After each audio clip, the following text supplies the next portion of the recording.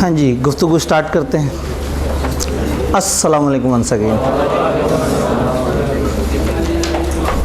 सिर्फ 6 दिन रह गए,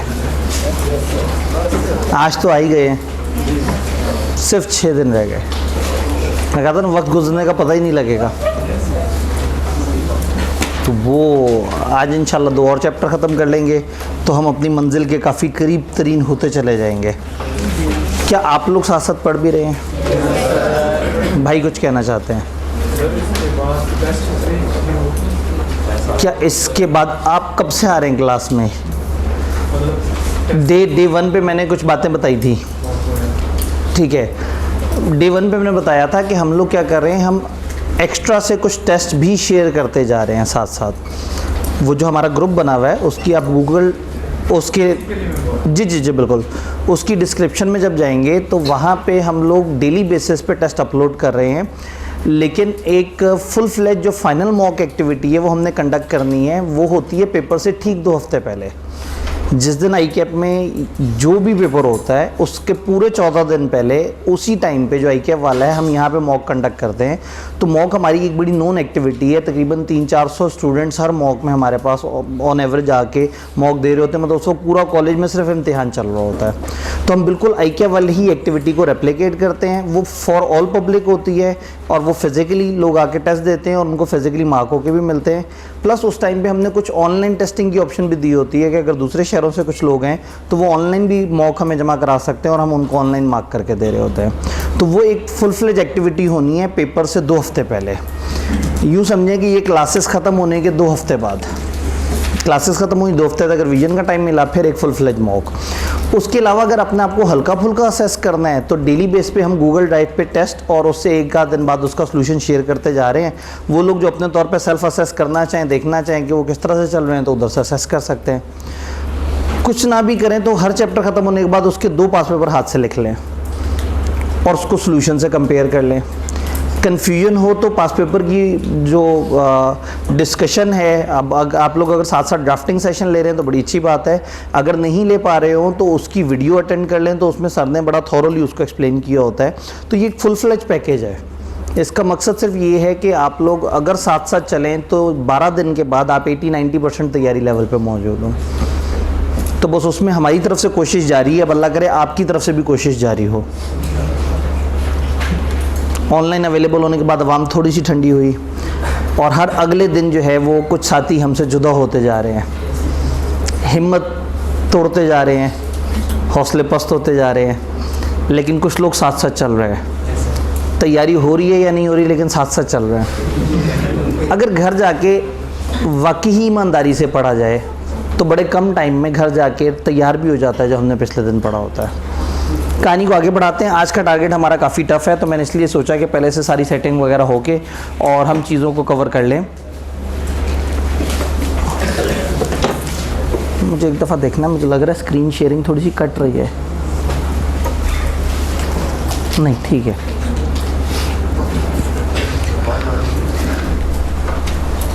कॉन्ट्रैक्ट बन गया, एसेंशियल समझ आ गए। ब्रीच होने के ऊपर क्या नुकसान होगा वो भी हमने समझ लिया। कंटिंजेंट कॉन्ट्रैक्ट किस किस्म के होते हैं, कॉसाई कॉन्ट्रैक्ट किस किस्म के होते हैं, वो भी हमें समझ आ गई बात। देन एजेंट्स अगर बीच में इन्वॉल्व होंगे तो उसकी भी छोटे छोटे से रूल्स देख लिए। इस वक्त कॉन्ट्रैक्ट एक्ट के हम बड़े इंपॉर्टेंट एरिया में हैं। कॉन्ट्रैक्ट परफॉर्म कैसे होगा, कॉन्ट्रैक्ट ख़त्म किस किस तरह से होगा। तो किताब ने इसको 2 चैप्टर्स बनाए हैं, performance of contract 1, performance of contract 2। और ये तकरीबन वैसे ही पार्ट 1-2 हैं जैसे बाहुबली 1 और 2। कि बाहुबली 1 में एक स्टोरी चल रही है और 2 में उससे पीछे चले जाते हैं माजी में। बाहुबली 1 के अंदर जो है वो एंड पे वो क्या होता है, कौन किसको मार देता है, कटप्पा जो है बाहुबली को मार देता है। तो बाहुबली 2 में देखना पड़ता है कि कटप्पा ने बाहुबली को क्यों मारा, क्योंकि बाहुबली 2 जो है वो 1 का माजी होता है। तो तकरीबन यहाँ परफॉर्मेंस ऑफ 1 और 2 इसी तरह से है कि परफॉर्मेंस 1 जब पढ़ते हैं तो उसमें आगे की बातें होती हैं और जब 2 पढ़ते हैं तो उसमें पीछे की बातें होती हैं। तो हम इसको रिवर्स पढ़ लेंगे। हम परफॉर्मेंस पार्ट 2 पहले कर लेंगे और पार्ट 1 बाद में करेंगे। जो चैप्टर परफॉर्मेंस का सेकंड चैप्टर है, वो बताता है कॉन्ट्रैक्ट परफॉर्म कैसे कैसे होता है और परफॉर्मेंस के वक्त के क्या रूल्स हैं। और जो चैप्टर 6 है यानी कि परफॉर्मेंस 1, वो बताता है कॉन्ट्रैक्ट ख़त्म कैसे कैसे होता है। तो हम पहले देखेंगे कॉन्ट्रैक्ट परफॉर्म कैसे होता है, फिर देखेंगे कॉन्ट्रैक्ट ख़त्म कैसे होता है। छोटे छोटे से काफ़ी सारे रूल्स हैं, जहन में रखने वाले रूल हैं, तो एक एक करके पढ़ते चले जाते हैं। सबसे पहले कॉन्ट्रैक्ट परफॉर्म कैसे होता है। यहाँ एक सवाल उठता है कि कॉन्ट्रैक्ट परफॉर्म करता कौन है। अब हमने ये अजम्पशन नहीं लेनी कॉन्ट्रैक्ट बना या नहीं बना, कॉन्ट्रैक्ट बन चुका है, अब कॉन्ट्रैक्ट परफॉर्म कैसे होगा।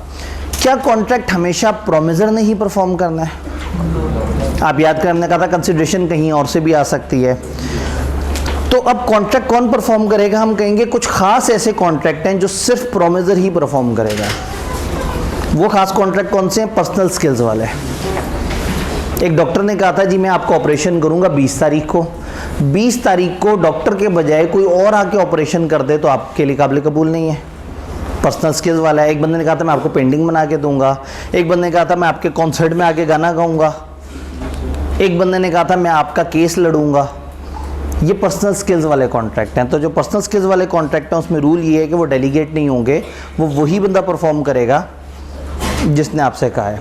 उसके अलावा अगर पार्टीज़ ने पहले से तय कर रखा है कि भाई ए और बी हम लोग ही कॉन्ट्रैक्ट परफॉर्म करेंगे, हमारा अलावा कोई नहीं करेगा, तो कॉन्ट्रैक्ट वही पार्टी परफॉर्म करेगी।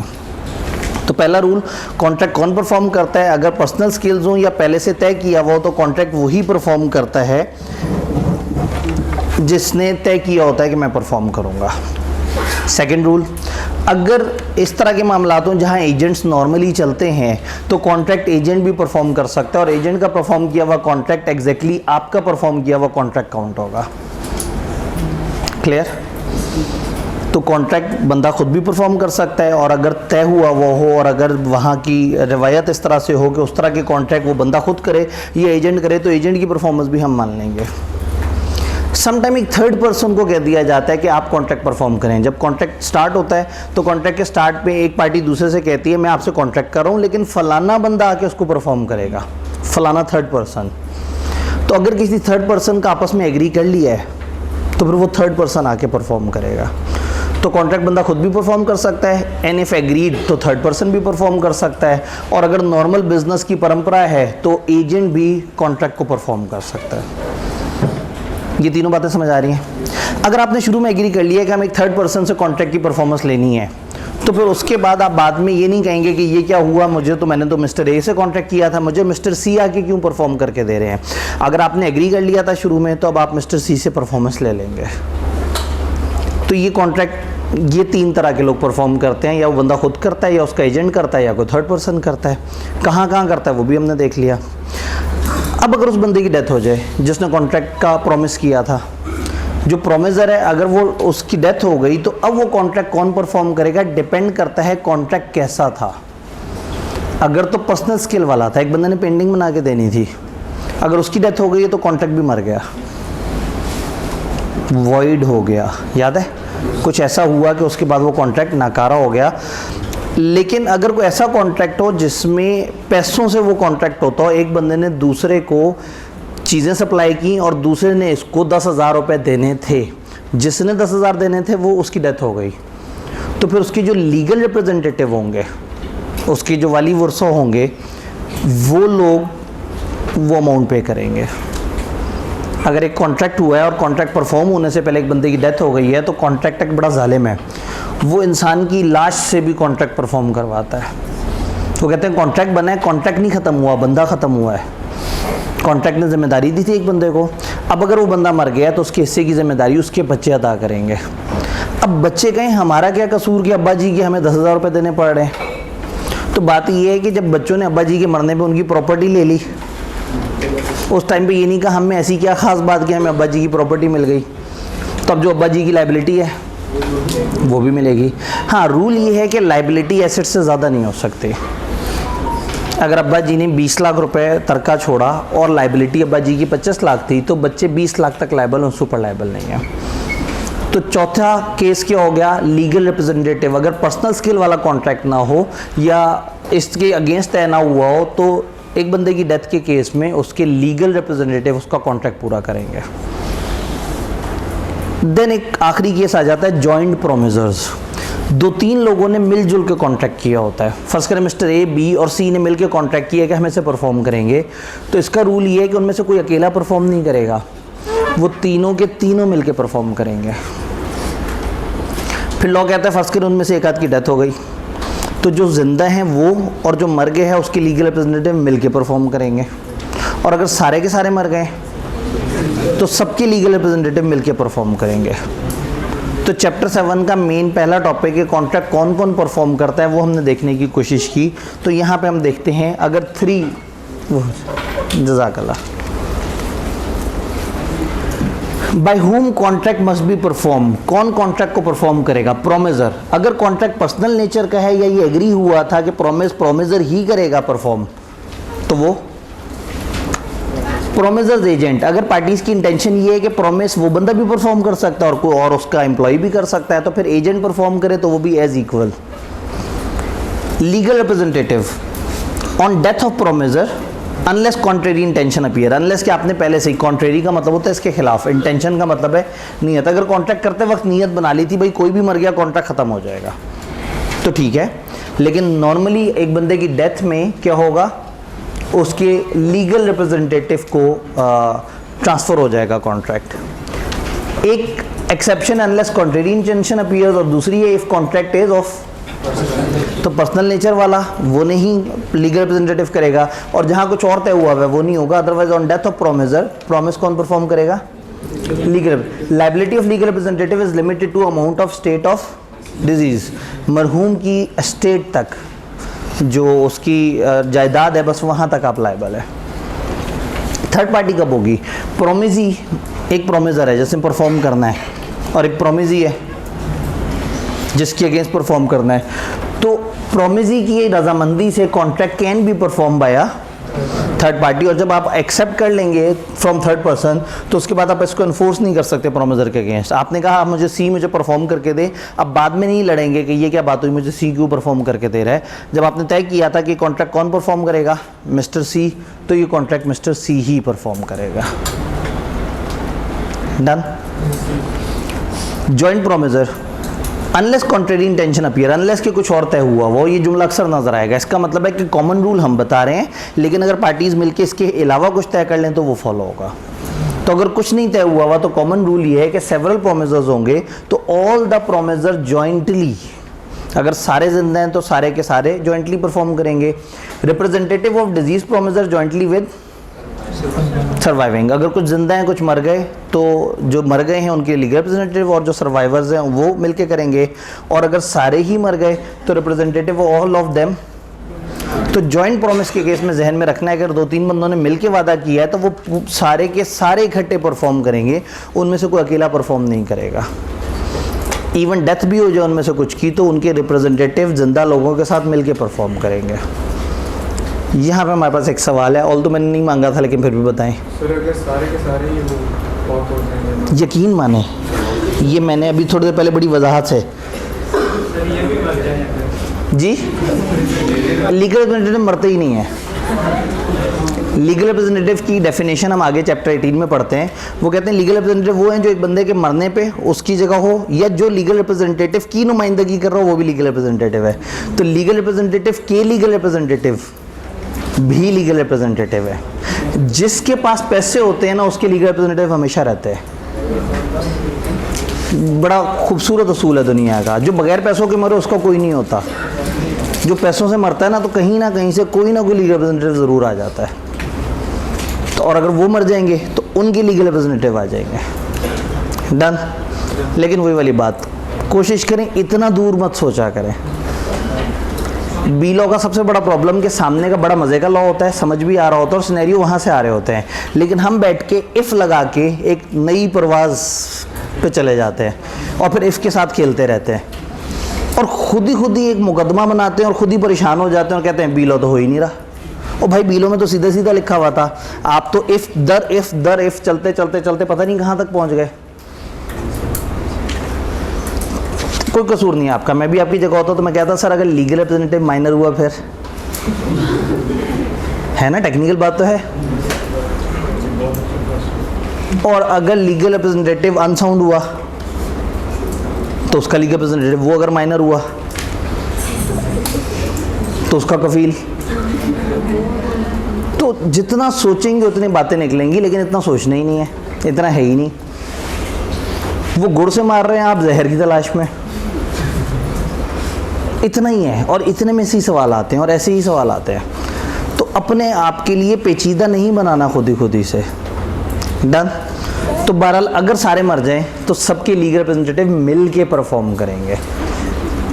जी, ऑल दो सवाल नहीं मांगे थे, लेकिन यहाँ से भी आवाज़ आई है। जी बताइए। अगर डिजीज़ की कोई स्टेट है ही नहीं, जुमला पढ़ते हैं, liability of legal representative is limited to the amount of state of deceased. अगर मरे हुए की स्टेट है 1 लाख, तो जुमले को पढ़ते हैं, liability of legal representative is limited to 1 lakh. अगर उसकी स्टेट है 0, दोबारा जुमले को पढ़ते हैं, liability of legal representative is limited to 0। ज़िंदगी बड़ी आसान है। तो हमने डिफरेंट तरह के प्रोमिजर देखे। जब लेक्चर शुरू होता है तो हम इस तरह की मस्तियाँ ज़रूर कर रहे होते हैं, तसल्ली से सवाल जवाब ले रहे होते हैं, लेकिन फिर जैसे जैसे आगे बढ़ते हैं मार्जिन कम होता चला जाता है। आज का टारगेट भी काफ़ी हैवी है और आज दूसरी तरफ भी बड़ा हैवी है। सर ने भी कहा होगा कि कफन बांध के आना है, या शायद नहीं कहा, तो चलो मैं आपको बता देता हूँ। आज का जो नेक्स्ट सेशन है वो भी काफ़ी तगड़ा होने जा रहा है। लेकिन अगर ये ख़त्म हुआ तो जल्दी से आगे बढ़ते हैं। इस चैप्टर का सबसे आसान टॉपिक हम डिस्कस कर रहे थे, जिसमें कुछ भी नहीं था, लेकिन आप लोगों ने बहरहाल ज़रूर कुछ ना कुछ निकालने की कोशिश की। ठीक है, आपकी परेशानी बजाए, लेकिन क्रैश कोर्स की थोड़ी सी जो अरेंजमेंट है वो ये है कि हम थोड़ा सा ज़रा ज़्यादा तेज़ी से पढ़ें और चीज़ों को थोड़ा सा ज़रा ज़्यादा गहराई में समझते चले जाएँ। तो कौन कौन परफॉर्म कर सकता है? प्रोमिजर कर सकता है, उसका एजेंट कर सकता है, थर्ड पर्सन कर सकता है, लीगल रिप्रेजेंटेटिव कर सकता है। जॉइंट प्रोमिजर्स हों तो सारे के सारे मिलके करेंगे, आधे मर जाएँ जिंदा रह जाएँ तो वो सबका कम्बिनेशन बनेगा। ये हो गई पहली कहानी। अब उसके बाद आते हैं हम जॉइंट प्रोमिजर। अब जब जॉइंट प्रोमिजर्स का जिक्र चला ही है तो किताब ने सोचा कि थोड़ा सा और बात भी हो जाए जॉइंट प्रोमिजर्स पे। जॉइंट प्रोमिजर्स वो होते हैं जो मिलजुल के, मेरे ख्याल में यहाँ एक लाइट बंद है शायद, ये सेंटर वाला बटन, ये तो जी करें ज़रा ऑन।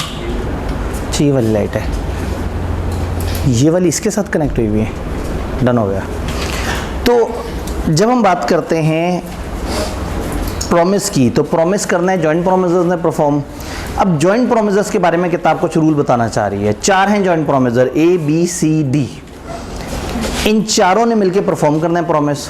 हुआ ये कि मिस्टर एक्स ने आम सप्लाई किए इन चारों को।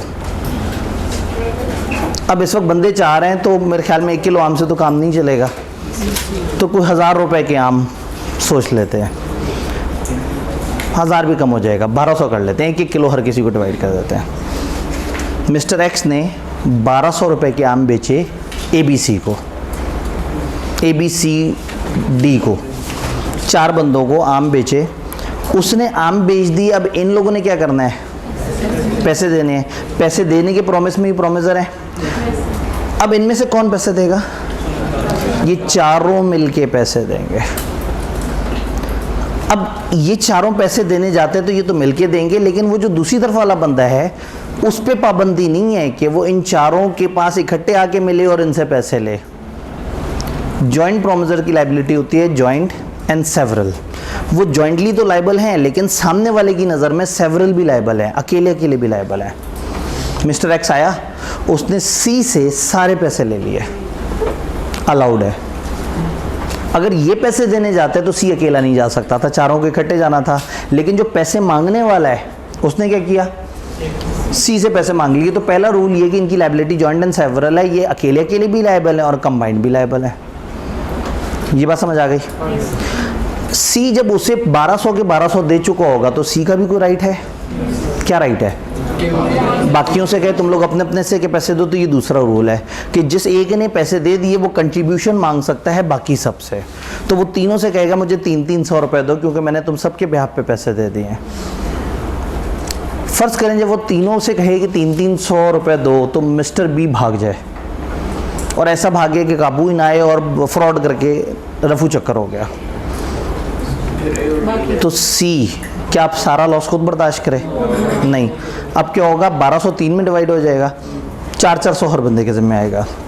ये तीसरा रूल है। अगर लॉस हो कंट्रीब्यूशन में तो जितने भी बच गए होते हैं वो मिल के लॉस बेयर करते हैं, किसी एक के ज़िम्मे नहीं आता।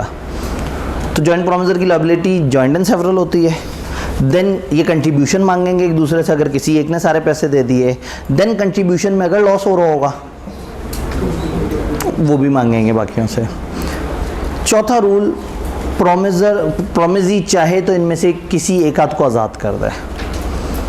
कहीं मुझे आपसे पैसे नहीं चाहिए, ABCD 4 थे, एक्स ने कहा मैं मिस्टर ए से पैसे आके नहीं मांगूंगा, उसने ए को आज़ाद कर दिया। उसने ये नहीं कहा मैं मिस्टर ए वाले 300 रुपये नहीं मांगूंगा, उसने कहा मैं तुम 4 में से मिस्टर ए से नहीं मांगूंगा पैसे। उसने मिस्टर ए को आज़ाद कर दिया। क्या मिस्टर ए बाकियों की नज़र में आज़ाद हो गए? नहीं। और क्या मिस्टर ए को आज़ाद करने से बाकी आज़ाद हो गए? तो रूल ये है कि बाकी पे कर देंगे मिस्टर एक्स को और आके मिस्टर ए से उसके हिस्से की कंट्रीब्यूशन रिकवर कर लेंगे। क्या ये बात समझ आई? तो जॉइंट प्रोमिसर्स के अंदर कुछ छोटे छोटे से आसान से रूल्स हैं जिनको हमने जहन में रखना होता है कि ये क्या है और किस तरह से। किताब से एक दफ़ा पूछते हैं, 3 और 1 ज़रा दोनों कर दीजिएगा। जज़ाकल्लाह। Promisee may compel any one or more of joint promisor to perform the whole promise. पहला रूल क्या है? Joint and several liability. Promisee इनमें से किसी एक या सबसे पैसे मांग सकता है। दूसरा, right to claim contribution. Each of 2 और more joint promisor may compel every other joint promisor to contribute equally with himself to the performance of promise. हर जॉइंट प्रोमिसर जिसने पैसे दे दिए हैं वो बाकी जॉइंट प्रोमिसर से कहेगा कि इक्वली मेरे साथ चलो, अनलेस कि आपने तय किया कि नहीं 20% इसका, 30% इसका, 50% इसका। अगर कुछ तय नहीं हुआ तो हर जॉइंट प्रोमिसर बाकी जॉइंट प्रोमिसर से कितना मांगेगा? इक्वल शेयर मांगेगा। Sharing of loss in contribution. If any one of 2 or more joint promisor makes default in such contribution, अगर 2 या 2 से ज़्यादा joint promisor उनमें से कोई भी अगर default करता है तो remaining joint promisor must bear the loss arising from such। ये वाला रूल समझ आया? Release of one joint promisor by the promisee. अगर किसी एक joint promisor को promisee ने आज़ाद कर दिया, does not discharge the other joint promisor। अगर उसने एक को आज़ाद कर दिया तो बाकी सारे आज़ाद नहीं हुए। ना ही it does not free the joint promisor so release from responsibility to other joint promisor. उसने एक को आज़ाद कर दिया लेकिन ए बाकी दोस्तों की नज़र में आज़ाद नहीं हुआ। ये जुमला समझ आया? Finally, devolution of joint rights. अगर एक बंदे ने प्रॉमिस की है जॉइंट प्रोमिसी से तो unless contrary intention, devolution of joint right उसी तरह से एप्लीकेबल है। वो सब मिल के, और अगर कुछ ज़िंदा हैं कुछ मर गए हैं तो जो ज़िंदा हैं और जो मर गए हैं वो मिल के परफॉर्मेंस डिमांड करेंगे। यानी हमने कहा ना कि आपका जो प्रोमिसी है वो आपसे कह सकता है भाई मुझे पैसे दो, मुझे कॉन्ट्रैक्ट परफॉर्म करके दो। तो अगर आपके प्रोमिसीज़ में भी जॉइंट प्रोमिसीज़ हैं तो वही जॉइंट प्रोमिसर का रूल जॉइंट प्रोमिसीज़ पे भी लगेगा। क्या रूल है वो? सब मिल के काम करेंगे तो वो सबके सब मिल के डिमांड करेंगे। कुछ ज़िंदा हैं कुछ मर गए तो जो ज़िंदा हैं और जो मर गए हैं वो उनके रिप्रेजेंटेटिव मिल के परफॉर्मेंस डिमांड करेंगे। यहाँ पे मैं ब्रेक लगाता हूँ। इधर मैंने ब्रेक लगा के आपसे सवाल लेने थे लेकिन आप लोग ज़रा ज़्यादा जल्दी में थे।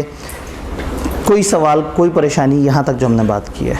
जी सर, अगर ABCD में से कोई एक बंदा जी लाइट ओपन कर देते हैं। ABCD में से अगर कोई एक बंदा क्या करे? अगर एक बंदा पैसे भर देता है, अगर एक बंदा पैसे भर देता है, एक बड़ा अहम सवाल है। एक तरफ ABCD है, एक तरफ X है। ये X के पास पावर है कि वो उनमें से किसी एक से अकेले पैसे मांग सकता है। लेकिन इस X को साइड पे कर दें। ABCD कौन है? जॉइंट प्रोमिसर्स। जॉइंट प्रोमिसर्स में से प्रोमिस कौन परफॉर्म करता है? सारे। तो जब ABCD ने पैसे देने होंगे तो सब ने देने होंगे। हाँ, अगर सामने वाला कहे कि नहीं भाई तुम लोग नहीं, मैं इस बंदे से पैसे ले रहा हूँ, उसकी मर्जी। इसका एक छोटा सा रूल होता है, सब्जेक्ट को नहीं तोड़ा जा सकता, ऑब्जेक्ट को तोड़ा जा सकता है।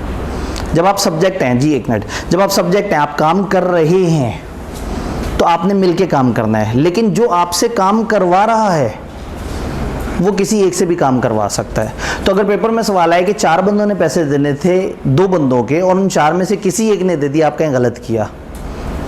अगर वो कहें कि 4 बंदों ने पैसे देने थे एक बंदे के और एक ने किसी एक से मांग लिया, सही है।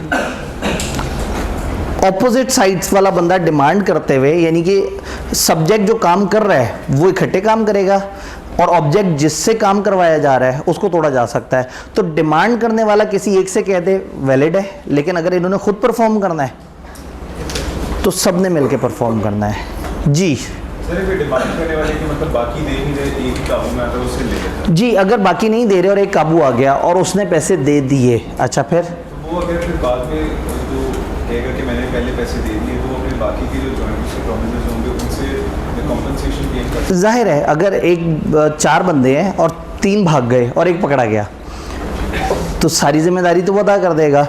जब वो वापस जाएगा तो अपने बाकी 3 दोस्तों से कहेगा तुम्हारी वजह से मुझे पैसे देने पड़े, अब तो मुझे पैसे दो। यही तो राइट टू टेक। अगेन अगर उसको डैमेज पे करना पड़ा हुआ तो फिर इनसे डैमेज भी मांगेगा। जो जो जिम्मेदारी है वो क्लेम कर सकता है। जी, ये जो रूल्स हमने पढ़े इसमें जो जॉइंट प्रोमिसेस के रूल हमने पढ़े, इसमें कोई सवाल?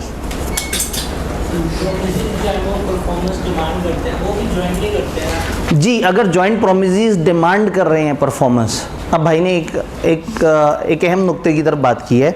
मैंने क्या कहा, मिस्टर एक्स ABCD चारों में से किसी एक से परफॉर्मेंस मांग सकता है। वो परफॉर्मेंस मांग रहा है, वो सब्जेक्ट है, इनसे मांग रहा है, ये ऑब्जेक्ट है। ऑब्जेक्ट को तोड़ सकते हैं लेकिन सब्जेक्ट को नहीं तोड़। ये परफॉर्म करेंगे तो मिलके करेंगे, लेकिन जो परफॉर्मेंस मांग रहा है वो किसी एक से भी मांग सकता है। अब भाई ने कहा अगर परफॉर्मेंस मांगने वाले जॉइंट प्रोमिसेस हुए, ABCD ने XYZ से वो वादा किया हुआ है, अब इन्होंने डिमांड करना है XYZ ने इन 4 से, तो ये उनमें से किसी एक से भी डिमांड करना चाहें तो कर सकते हैं। जो डिमांड कर रहा है वो सब्जेक्ट है और जिससे डिमांड हो रहा है वो ऑब्जेक्ट है। सब्जेक्ट नहीं तोड़ सकते, ऑब्जेक्ट तोड़ सकते हैं। तो इन 4 में से तोड़ सकते हैं, लेकिन वो जो डिमांड कर रहे हैं तीनों को मिलकर डिमांड करना पड़ेगा। उनमें से कुछ मर गए, कुछ जिंदा रहे तो लीगल। अगर आखिरी रूल और से देखें तो यही है कि अगर प्रोमिसेस जॉइंट हों तो फिर वही डेवोल्यूशन ऑफ जॉइंट राइट जो प्रोमिसर का रूल था वो इनके ऊपर भी अप्लाई हो जाएगा। तो पेपर में कभी भी आपको सवाल नजर आए कि इन 3 लोगों ने उन 4 लोगों के साथ ये मामला किया, तो अब बताओ उस अकेले बंदे ने परफॉर्म कर दिया, उस अकेले ने डिमांड कर दिया, सही हुआ गलत हुआ? आपने बड़े ध्यान से रुक के देखना है कि सब्जेक्ट कौन है और ऑब्जेक्ट कौन है। अगर बात हो रही है एक बंदे ने परफॉर्म किया तो परफॉर्म करने वाला सब्जेक्ट और जिसको परफॉर्मेंस दी वो ऑब्जेक्ट है। और अगर सवाल ही कह रहा हो कि डिमांड किया गया तो जो डिमांड कर रहा है वो सब्जेक्ट है और जिससे डिमांड कर रहा है, तो सब्जेक्ट नहीं तोड़ सकते, ऑब्जेक्ट तोड़ सकते हैं। सब्जेक्ट भी ज्वाइन हो। जी, अगर सब्जेक्ट भी जॉइंट हो, जैसे अभी थोड़ी पहले मैंने बात की, अभी मैंने एग्जांपल के साथ बताया XYZ और ABCD, प्रोमिसर भी जॉइंट है और प्रोमिसेस भी जॉइंट है। अगर ABCD लगे हाथों, अगर ये कन्फ्यूजन है ही तो इसे देख लेते हैं। ABCD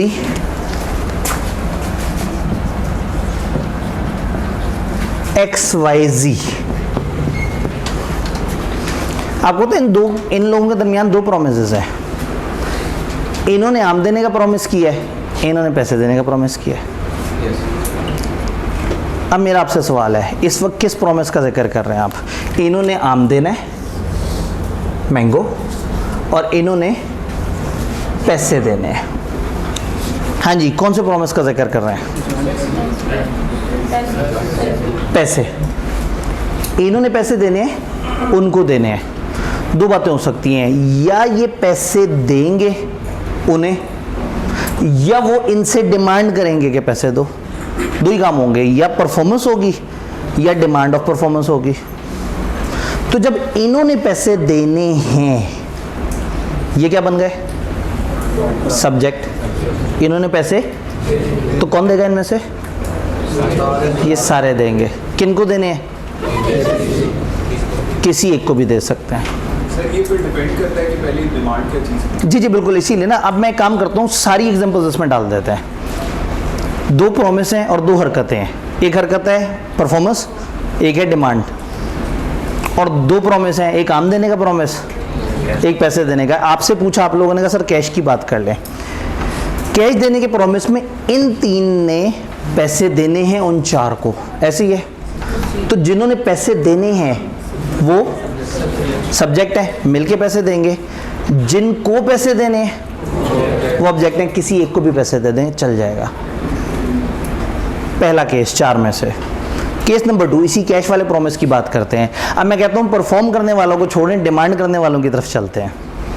इसी प्रॉमिस में हो सकता है वो डिमांड करना चाह रहे हो इनसे कि भाई पैसे तो दो, ये डिमांड कर रहे हैं, इनसे डिमांड कर रहे हैं। तो डिमांड करने वाली हरकत में सब्जेक्ट कौन है? तो सोच के बताएं कौन डिमांड करेगा? सारे करेंगे। किससे करें? किसी एक से भी कर सकते हैं। आमों की तरफ आते हैं। आम वाले प्रॉमिस में किसने आम देने? किसको देने? यहाँ भी दो काम हो सकते हैं, या ये परफॉर्म करेंगे या ये डिमांड करेंगे। रिवर्स चलते हैं, तो पहले डिमांड करवा लेते हैं ताकि कॉन्सेप्ट हर तरह से हमें पता हो। इन्होंने डिमांड करना है, उन चार से करना है कि आम तो दो। कौन डिमांड करेगा इनमें से? सारे मिलके डिमांड करेंगे। किन से डिमांड करेंगे? किसी एक से भी। उधर चलते हैं, इन्होंने परफॉर्म करने हैं, इन्होंने आम देने हैं। कौन देगा इनमें से आम? सारे मिलके आम देंगे। किसको देंगे? किसी एक को भी दे सकते हैं। तो पेपर में वो सिनेरियो बना के हो सकता है कहेंगे कि अमजद गफूर और माजिद ने रहीम शकूर और अब्दुल गफूर के पैसे देने हैं। तो अचानक से पता लगेगा किसी एक ने एक हरकत कर दी। अब समझ नहीं आ रहा होगा कि वो हरकत जस्टिफाइड है या नहीं। वो कहेंगे बताओ कानूनी है या नहीं है। तो देखना बड़ा ज़रूरी है कि इस वक्त सब्जेक्ट कौन और ऑब्जेक्ट कौन है। सब्जेक्ट को नहीं तोड़ा जा सकता, ऑब्जेक्ट को तोड़ा जा सकता है। इस चैप्टर के पास पेपर में वाहिद यही कन्फ्यूजन होती है कि मल्टीपल जॉइंट प्रोमिसर होते हैं, मल्टीपल जॉइंट प्रोमिस ही होती है। हमें समझ नहीं आ रहा होता, कहीं अचानक से सोल्यूशन में लिखा होता है सबको चाहिए था, बंदा कहता है अच्छा अगले वाले सवाल में मैं लिखूंगा सबको चाहिए था, अगले में लिखता है सारे, वो कहता है नहीं नहीं यहाँ तो कोई एक भी हो सकता है। तो मतलब सर पकड़ के बैठ जाता है कि हुआ क्या मेरे साथ। सिर्फ एक जुमला पेपर में आपके कान में बाज़गश तो नहीं चाहिए, सब्जेक्ट को नहीं तोड़ा जा सकता, ऑब्जेक्ट को तोड़ सकते हैं। जो काम कर रहा है वो इकट्ठे करेगा, जिस पे काम हो रहा है। और काम दो तरह के होते हैं, या परफॉर्मेंस होती है या डिमांड फॉर परफॉर्मेंस होती है। तो जो काम करने वाला है वो नहीं टूटेगा, जिस पे काम किया जा रहा होगा वो तोड़ा जा सकता है। मज़ीद ड्राफ्टिंग के सेशन में इस पर फिर मज़ीद आप सवालों समेत भी डिस्कशन करेंगे। तो जॉइंट प्रोमिसेस की रूल हमें समझ आए। रूल्स में तो सब नहीं लिखा हुआ था, लेकिन आई कैप के पेपरों में ये वाली कन्फ्यूजन होती है, तो हम इसको एक्सप्लेन कर रहे थे। एक आध और सवाल ताकि हम फिर थोड़ा सा और आगे चलें। कोई सवाल नहीं है? छा गए, मुझे लग रहा सवाल ही सारे ख़त्म हो गए। जी, मैं अगर सवाल पूछ रहा हूँ तो मैं अकेले सवाल पूछूंगा, और आप इतने सारों में से जिससे सवाल पूछ रहे हो आपको तोड़ा जा सकता है। तो असूलन आप सारों को मिल के सवाल पूछने चाहिए। चलें खैर, जी बताइए। सर अगर ट्रेड में मतलब कि पैसे का लेन देन ना हो तो कोई स्किल या सर्विस का लेन देन? जी, अगर ट्रेड में पैसे का लेन देन ना हो और स्किल का लेन देन हो तो जॉइंट जो प्रोमिसर्स हैं उनके साथ स्किल का कॉन्ट्रैक्ट क्यों करेगा कोई, जब उन सब ने मिल के कोई काम करना होगा। एक बंदे ने एक बैंड वालों से कहा कि आप तीन लोग, आप ड्रम बड़ा अच्छा बजाते हैं, आप गाना बड़ा अच्छा गाते हैं, आप पियानो बड़ा अच्छा बजाते हैं, आपने आके हमारे कॉन्सर्ट को जो है वो रौनक बख्शनी है। ठीक, अब ये कॉन्ट्रैक्ट कौन परफॉर्म करेगा? तीनों मिलकर परफॉर्म करेंगे। तो नॉर्मली स्किल्स में ना जॉइंट प्रॉमिस ज़्यादातर नहीं होता, क्योंकि स्किल हर बंदे की अलग होती है। लेकिन अगर आपने कलेक्टिवली एक पूरे ग्रुप को कहा है कि आपने मिलके सर्विस परफॉर्म करनी है तो फिर वो जॉइंट प्रॉमिस बन जाएंगे। लेकिन जहन में रखना है कि जॉइंट प्रॉमिस में स्किल का केस ना होने के बराबर होता है, क्योंकि स्किल हर बंदे की यूनिक होती है। जी, all clear. Demand of performance हमेशा ऑब्जेक्टिव होगा? नहीं, डिमांड ऑफ परफॉर्मेंस सब्जेक्ट, वो डिमांड ऑफ परफॉर्मेंस, एक बंदा परफॉर्मेंस डिमांड कर रहा है, ये एक एक्शन है। एक्शन करने वाले को क्या कहेंगे? सब्जेक्ट। तो जो डिमांड कर रहा है वो सब्जेक्ट है, जिससे डिमांड कर रहा है वो ऑब्जेक्ट है। काम ही दो हैं, या परफॉर्मेंस है या डिमांड है। डिमांड जो है वो मतलब सिंगल पर्सन नहीं कर सकता, सबको मिलके करनी है। जी, अगर डिमांड कर रहे हैं तो सबको मिलके करना है, अगर डिमांड कर रहे हैं, और अगर परफॉर्म कर रहे हैं तो भी मिलके करना है। लेकिन जिनसे डिमांड कर रहे हैं या जिनको परफॉर्म करके दे रहे हैं उनको तोड़ा जा सकता है। सर डिमांड सब मिलकर सबसे करेंगे या सिंगल पर्सन से करेंगे? जी, अब सोचें आप, अब अपने सवाल को आपने खुद जवाब देना है। आपने कहा डिमांड क्या सबसे करेंगे या कुछ सिंगल बंदे से भी की जा सकती है? डिमांड करेंगे, जो करने वाले हैं वो सब्जेक्ट है, जिनसे हो रही है, और रूल क्या है? ऑब्जेक्ट तोड़ा जा सकता है। सिर्फ ये रूल ध्यान में रख लें तो इस चैप्टर के तकरीबन सारे पास पेपर्स या सारी कन्फ्यूजन रिजॉल्व हो जाती हैं। कहानी को आगे बढ़ाते हैं। किताब कुछ छोटी छोटी सी बातें हमें बताना चाह रही है, मतलब बहुत बच्चों वाली बातें हैं किताब हमें बता रही है, लेकिन कोई बात नहीं, उन्होंने सोचा कि बच्चे तो बच्चे ही उन्हें पता होना चाहिए। मैं आपसे पूछ के देखता हूँ, कॉन्ट्रैक्ट अगर तय हुआ है कि खास टाइम पे परफॉर्म होना चाहिए तो कब परफॉर्म होना चाहिए? खास टाइम पे। कॉन्ट्रैक्ट की अगर जगह तय हुई हुई है तो किस जगह परफॉर्म होना चाहिए? कॉन्ट्रैक्ट का एक तरीका तय हुआ है, अच्छा टाइम नहीं तय हुआ लेकिन दिन तय हुआ है, रीजनेबल टाइम। दिन नहीं तय हुआ अब रीजनेबल डे थोड़ा सा मुश्किल हो जाएगा, तो उसी से पूछ लेंगे भाई अब कौन सा दिन मुनासिब है, किस वक्त मैं आपको ये कॉन्ट्रैक्ट परफॉर्म करके दूं। मैनर नहीं तय हुआ कॉन्ट्रैक्ट कैसे परफॉर्म होगा? जो नॉर्मल मैनर है उसी तरीके से परफॉर्म होगा।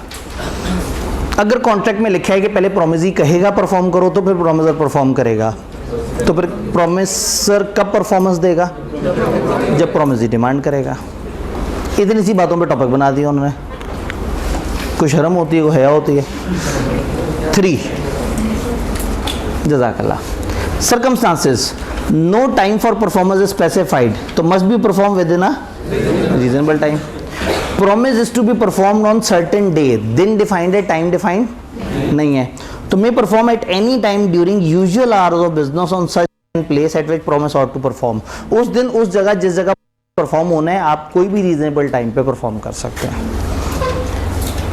Promise is to be certain performed on certain day और application by promissory is needed.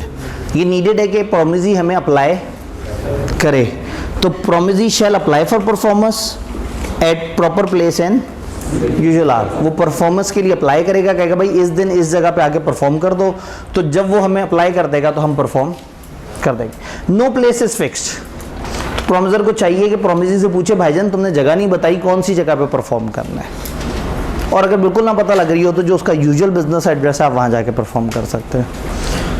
Manner या टाइम प्रिस्क्राइब्ड और sanction by the promissory, promissory ने मैनर या टाइम बताया हुआ है तो promise should be made in that manner and at that time. तो कुछ बच्चों वाले रूल बीच में आ जाते हैं, आ गए हमने पढ़ लिए, हमारा गया कुछ नहीं। रेसिप्रोकल प्रॉमिस 3 एक दफ़ा ज़रा प्रेस करिएगा, जज़ाकल्लाह। रेसिप्रोकल प्रॉमिस, ये लफ्ज़ मैंने बोला है कहीं पहले भी, कब बोला था? कंटिजेंट कॉन्ट्रैक्ट में हमने कहा था कि ये 2 प्रॉमिस होते हैं। कंटिजेंट कॉन्ट्रैक्ट में लाजमी दोनों तरफ से प्रॉमिस होता है, वेजरिंग में हो भी सकता है, और ये जो प्रॉमिस के बदले प्रॉमिस होता है, ये जो एक आम का प्रॉमिस कर रहा है तो दूसरा पैसों का प्रॉमिस कर रहा है, ये रेसिप्रोकल ही तो है, प्रॉमिस के बदले प्रॉमिस। तो रेसिप्रोकल प्रॉमिस, जो प्रॉमिस के बदले प्रॉमिस है, उसके बारे में किताब बताना चाह रही है कि जी हर कॉन्ट्रैक्ट में ज़्यादातर सेट ऑफ रेसिप्रोकल प्रॉमिस होता है। दोनों तरफ की पार्टीज़ अपने अपने हिस्से का कोई ना कोई प्रॉमिस कर रही होती हैं। अब यहाँ एक डिबेट आ जाएगी, इनमें से पहले कौन परफॉर्म करे और बाद में कौन परफॉर्म करे। पहला मेरा सवाल, अगर तय हुआ हो ऑर्डर ऑफ परफॉर्मेंस के पहले वो करेगा और फिर वो, तो किस तरह से होना चाहिए? जैसे तय हुआ है। अगर तय ना हुआ हो तो फिर देखना पड़ेगा कि इस तरह के मामलात में होता क्या है। फ़र्ज़ करें आप कहीं पढ़ने जाते हैं या कोई ट्यूशन वगैरह लेते हैं, तो नॉर्मली क्या होता है, पहले पूरे महीने की ट्यूशन पढ़ ली जाती है, बाद में पैसे दिए जाते हैं। पहले पैसे दिए जाते हैं, बाद में ट्यूशन पढ़ी जाती है। आप एक घर किराए पे लेते हैं, क्या पूरा महीना गुजारने के बाद किराया ड्यू होता है? एडवांस में किराया ले लेते हैं। तो कुछ जगह रिवायत बनी हुई होती है, परंपरा बनी हुई होती है कि ये चीज़ें ऐसे ही होंगी। तो अगर तो ऑर्डर डिफाइंड हो तो उसको फॉलो करेंगे, अगर ना डिफाइंड हो तो जिस तरह से नॉर्मल हुआ करता है वैसे ही होगा। अच्छा, फ़र्ज़ करें ये तय हुआ हो कि साइमल्टेनियस परफॉर्मेंस होगी, जैसे आप दुकान पे जाके कहते हैं इतने रुपए ले लें और इतनी चीनी दे दें, तो इसमें ये नहीं होता कि पहले वो परफॉर्म करे फिर आप, एक हाथ से चीनी एक हाथ से पैसे, तो अब कौन परफॉर्म करेगा? पहले दोनों इकट्ठे करेंगे। अगर आपको नज़र आ रहा है कि वो बंदा परफॉर्म करने के लिए रेडी नहीं है तो आपको क्या करना चाहिए? आपको भी परफॉर्म नहीं करना चाहिए। कॉमन सेंस वाली बातें इस चैप्टर में, और उन्होंने खामखा के उसके रूल्स बनाए हुए हैं। अच्छा, फ़र्ज़ करें तय ये हुआ है कि पहले ए परफॉर्म करेगा, बाद में बी परफॉर्म करेगा, तो बी कब परफॉर्म करेगा? जब ए परफॉर्म करे। और अगर ए परफॉर्म करे ही ना बी ने नहीं करना और बी जाके केस भी कर सकता है कि जी ये कॉन्ट्रैक्ट में मेरे साथ धोखा हो गया। बी ने परफॉर्म भी नहीं किया और कंपनसेशन भी मांग लेगा जाके। अच्छा फ़र्ज़ करें ए ने परफॉर्म करना था, फिर बाद में बी ने परफॉर्म करना था। ए परफॉर्म करना चाह रहा था, बी ने रोक दिया उसे। ए सामान लेके बी के पास पहुंचा कि हाँ भाई चलो भाई हम परफॉर्मेंस वो करते हैं, बी ने उसे मना कर दिया, तो ए आज़ाद हो गया, परफॉर्म भी ना करे और शिकायत कर दे जाके अदालत में, कह मैं परफॉर्म करना चाहता था, इसने मुझे परफॉर्म करने नहीं दिया। बातें समझ आ रही हैं? सिंपल सिंपल से रूल हैं जो किताब ने दिए हुए हैं जी। 3 अगर जज़ाकल्लाह। What are reciprocal promises? The promises which form the consideration or part of consideration for each other. वो promise जो एक दूसरे का consideration बनते हैं, एक आम और एक पैसे, तो ये promise जो एक दूसरे के लिए consideration है, इन्हें क्या कहेंगे? Reciprocal promises. इनके rules क्या हैं? अगर simultaneous performance है, when contract consists of reciprocal promise to be simultaneously performed, जब तय ये हुआ हो कि simultaneously performed होंगे, promiser need not perform his promise unless promisee is ready and willing to perform. अगर simultaneous performance है तो आपने तब तक perform नहीं करना जब तक दूसरा बंदा ready ना हो performance देने के लिए। एक रूल। दूसरा order of performance, where order in which reciprocal promise are to be perform is expressly fixed. अगर तरतीब एक्सप्रेसली फिक्स्ड है तो they must be performed in that order, और अगर नहीं फिक्स तो they must be performed in the order which the nature of transaction requires. उस तरह की ट्रांजैक्शन जिस तरह की तरतीब रिक्वायर करती है हम उसे फॉलो कर लेंगे। तो तीसरा रूल, अगर एक पार्टी दूसरे को परफॉर्म करने से रोक दे, एक बंदा परफॉर्म करना चाह रहा है और दूसरा उसको रोक देता है, कॉन्ट्रैक्ट वॉइडेबल हो जाता है उस बंदे के ऑप्शन पे जिसको रोका गया है, वो मजलूम बन गया है। ही इज एंटाइटल के वो कंपनसेशन ले अदर पार्टी से कि जो भी लॉस हुआ है उस नॉन परफॉर्मेंस की वजह से। एक पेंटर को बुलाया कि तुम बुध को इस दिन हमारे घर आ जाओ और तुमने आके पेंट करना है, वो सारा सामान लेके आया और आपने कहा नहीं जी आज सॉरी हम आपको आज पेंट नहीं करने देंगे, वो आज़ाद हो गया। जाके अदालत से कंपनसेशन मांगेगा, पेंट भी नहीं करेगा और हर्जाना भी मांग लेगा कि मेरा नुकसान करा दिया इसने। ये बात समझ आई? Non performance independent reciprocal promise, where party who is liable to perform first, जिसने पहले परफॉर्म करना था, फेल्स टू परफॉर्म, उसने परफॉर्म नहीं किया, such party can not claim the performance from the, वो पार्टी दूसरे पार्टी से नहीं कह सकती अब तुम परफॉर्म करो, and must make compensation to other party, और दूसरी पार्टी को वो कंपनसेशन पे करेगा for any loss which other party में sustain bye non performance of contract. जिसने पहले परफॉर्म करना था उसने नहीं किया परफॉर्म, तो जो सामने वाला बंदा है अब उसको परफॉर्म करने की ज़रूरत नहीं है, और वो पहले वाले बंदे से जुर्माना भी मांग सकता है कि तुमने चूंकि परफॉर्म नहीं किया मेरा नुकसान हो गया। भाई हक तो ये था ये भी परफॉर्म करता, वो परफॉर्म ना करता तो कहता मैंने अपने हिस्से की जिम्मेदारी अदा कर दी है, मुझे कंपनसेशन मिला। ये कुछ नहीं करेगा, सुकून से बैठा रहेगा, सिर्फ देखेगा वो परफॉर्म करे तो मेरी बारी आए। उसने परफॉर्म नहीं किया, अदालत पहुंच गया, अपने हिस्से की परफॉर्मेंस दिए बगैर कंपनसेशन लेके साइड पे हो जाएगा। ये बात समझ आई? भाई कुछ कहना चाहते हैं? अगर एक बंदे को कॉन्ट्रैक्ट के लिए बुलाते हैं कि आज, ठीक है, एक बंदे को कॉन्ट्रैक्ट के लिए बुलाते हैं कि तुम आओ और अपने हिस्से का काम करो। अच्छा फिर वो आता है तो उसके बाद फिर हम लोगों का नहीं बन सकता, हम आपस में वो अगर आता है और हम उसको परफॉर्म नहीं करने दे रहे, हम कह रहे नहीं जी हमारा तो मूड चेंज हो गया है, वो तो परफॉर्म करने आया था, तो क्या रूल बन गया? एक बंदा जो परफॉर्म करना है जिसने पहले था वो आया परफॉर्म करने के लिए और दूसरे बंदे ने उसे परफॉर्म करने से मना कर दिया। कॉन्ट्रैक्ट करने आए हैं, मैंने उसको कहा कि मेरे पास आओ आगे कॉन्ट्रैक्ट। जी अगर कॉन्ट्रैक्ट करने आया है, गलत चैप्टर में गलत सवाल पूछ रहे हैं आप। मेरा आपसे हमेशा नजरियाती इख्तिलाफ रहा है, जब मैं कॉन्ट्रैक्ट बना रहा था तो उस वक्त आप सवाल पूछते थे सर कॉन्ट्रैक्ट बन जाने के बाद कैसे ख़त्म होगा, क्या होगा। अब मैं कॉन्ट्रैक्ट बना के बैठा हुआ हूँ, अब मैं बने हुए कॉन्ट्रैक्ट को परफॉर्म और ख़त्म करने की बातें करूँ, अब आप कह रहे हैं कि सर कॉन्ट्रैक्ट बनेगा या नहीं बनेगा? अगर बन आया है उसके साथ नहीं बना तो वो क्लेम कर सकता है कि मेरा खर्चा और वेतन लग रहा है। कॉन्ट्रैक्ट बन चुका है, चैप्टर 6 से 10 के दरमियान कॉन्ट्रैक्ट बना हुआ है। इस वक्त हम जिस सारी बात कर रहे हैं हमारी एक प्राइम अजम्पशन है कि कॉन्ट्रैक्ट बना हुआ है। आप वहाँ थे तो आपने यहाँ का सवाल पूछा था, मैंने कहा था आप गलत जगह गलत सवाल पूछ रहे हैं। इधर मैंने एक्सप्लेन कर दिया वो मरने वाली बात और वो वाली सारी, लेकिन इस वक्त अब आप गलत सवाल पूछ रहे हैं कि एक बंदा अगर कॉन्ट्रैक्ट करने आया था, इसका मतलब कॉन्ट्रैक्ट अभी हुआ ही नहीं है। मैं कॉन्ट्रैक्ट करने का नहीं कह रहा, मैं परफॉर्म करने का कह रहा हूँ। हमारे दरमियान फ़र्क है। आप एक बंदे को अभी लेके जा रहे हैं पहली दफ़ा के वो कॉन्ट्रैक्ट करे जाके, मैं उस बंदे को परफॉर्मेंस देने के लिए जा रहा हूँ। कॉन्ट्रैक्ट तो कर चुका 20 दिन पहले। मैं उसको एग्री करके ब्लॉग में मैं से कॉन्ट्रैक्ट करूँगा, फिर वो जो है तो ठीक है, फिर आप एक काम, फिर सिंपल सी बात है, आपने चैप्टर 2 से 5 के दरमियान की वीडियोस को ध्यान से देखना है, आपको आपके सवाल का जवाब मिल जाएगा, यकीन माने आपको मिल जाएगा। एक्सेप्टेंस रजामंदी से होती है। अगर एक बंदा एक्सेप्टेंस दे ही नहीं रहा तो कॉन्ट्रैक्ट बना ही नहीं है, जब बना ही नहीं है तो डिबेट ही नहीं है। तो अगर आप किसी को बुला के धोखा कर रहे हैं उसके साथ, उसको कहा कि आओ बैठते हैं कॉन्ट्रैक्ट करने और ना ऑफर है ना एक्सेप्टेंस है, तो कॉन्ट्रैक्ट तो बना ही नहीं। लेकिन मैं किस कॉन्ट्रैक्ट का जिक्र करूं? जो बन चुका है। बड़ा ज़रूरी है, एक्टिव लिसनिंग शदीद ज़रूरी है। आप लोगों ने समझना है हम कहाँ हैं। मैं इसको बुलाता हूँ कि यार आप लोग बैठ के कॉन्ट्रैक्ट करते हैं, कॉन्ट्रैक्ट बैठ के क्या करते हैं? कॉन्ट्रैक्ट करते हैं। अब आपने क्या करना है? आपने क्या करना है? कौन से चैप्टर्स देखने हैं जिसमें कॉन्ट्रैक्ट करने की बातें हो रही हैं? ये कॉन्ट्रैक्ट नहीं कि तुम आओ मेरे पास। मैं आपकी तरह से सवाल पूछता हूँ, सर इलेक्ट्रिक मोटर कैसे काम करती है?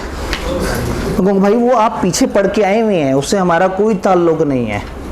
और अगर आप इलेक्ट्रिक मोटर पढ़ते हुए कहते हैं कि जी नेगोशिएबल इंस्ट्रूमेंट का कानून कैसे काम करता है, तो वो वाला टीचर क्या कहता? आप बाद में जाके कहीं पढ़ेंगे। तो गलत टाइम पे गलत चीज़ पूछेंगे तो खुद ही परेशान होंगे। हमारा दिमाग ना बड़ी ख़तरनाक चीज़ है। एक्टिव लिसनिंग बड़ी इंपॉर्टेंट चीज़ है। जब हम अपने दिमाग में सिर्फ सवाल फंसा के बैठे होते हैं तो हम सुन ही नहीं रहे होते सामने बात क्या है। जिस फेज़ में जी रहे हो ना वो सबसे मज़ेदार होता है। जो फ्यूचर में माजी को सोच के दुखी रहता है वो भी परेशान रहता है, और जो बचपन में सोचता है कि बड़े होके पता नहीं मैं क्या करूँगा क्या नहीं करूँगा वो भी परेशान रहता है, और जो अपने हाल में जीता है वो खुश होता है। Same story is with studentship.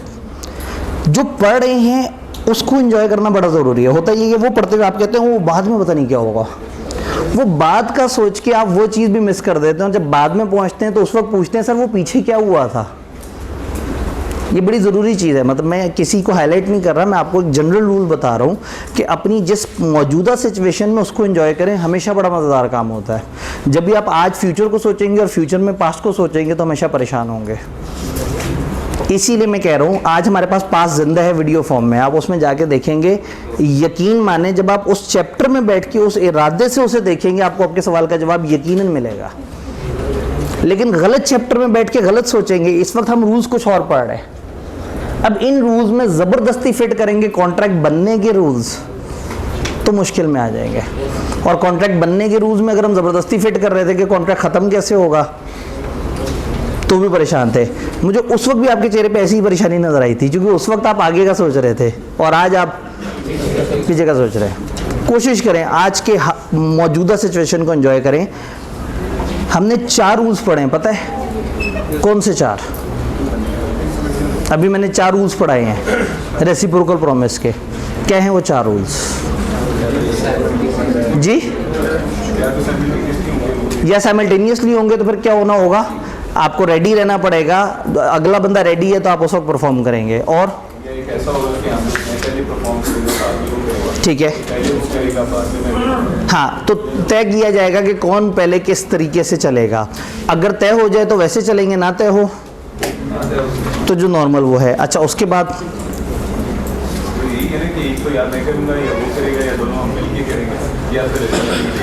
उसके बाद हमने 2 और इनकारों वाली बातें भी पढ़ी हैं।